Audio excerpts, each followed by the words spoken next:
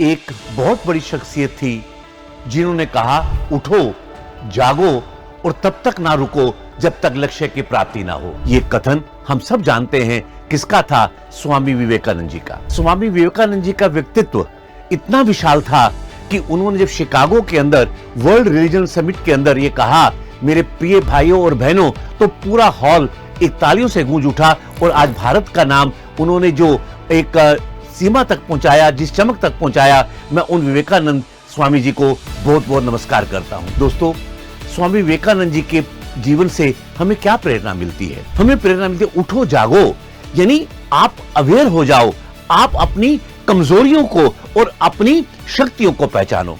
वो हमें क्या सिखा रहे हैं? हमें अपनी कमजोरियां और शक्तियां पहचाननी है, उठना है और जागना है, और उठकर जागकर मेहनत कर कर हमें अपने लक्ष्य को प्राप्त करना है।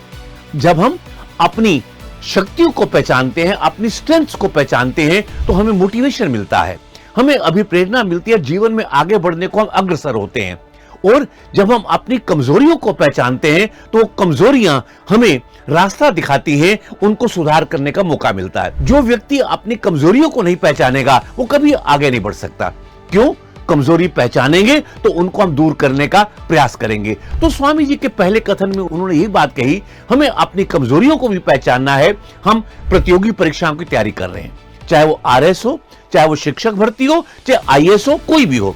जो आपके कमजोर विषय हैं, जहां आपको लगता है कि आपको ज्यादा समय की जरूरत है, अपने टाइम को वहां ज्यादा डिवोट करो। और जो आपके स्ट्रेंथ्स हैं, ये इसमें तो मैं बहुत अच्छा हूं, और ये जब आपके अंदर आएगा तो आपके अंदर एक आत्मविश्वास पैदा होगा। दूसरा, विवेकानंद जी कहते हैं कि अगर आप दूसरों की सेवा करते हो तो इसका मतलब आप ईश्वर की सेवा कर रहे हो। Serve others mean the service of the God. कहने का मतलब, जब हम प्रशासनिक सेवाओं के अंदर अंतिम पायदान पर जो व्यक्ति हमारा खड़ा है उस तक अपना सरकार की योजनाओं का या उसकी सहायता करते हैं, तो हम उसकी सहायता से हमें जो आत्मसंतोष मिलता है, एक तरीके से हम ईश्वर की सेवा कर रहे हैं।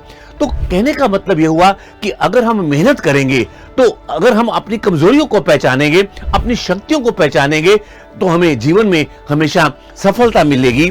इसलिए मैं कहता हूं, तूफान दम तोड़ लेता है जब कश्तियां जिद करती हैं। तूफान कितना भी जीवन में आए, कितनी भी संकट आए, लेकिन अगर हमारे अंदर हौसला है, हमारे अंदर काम करने का जज्बा है, तो किश्तियों में दम है, तो तूफान भी झुक जाता है।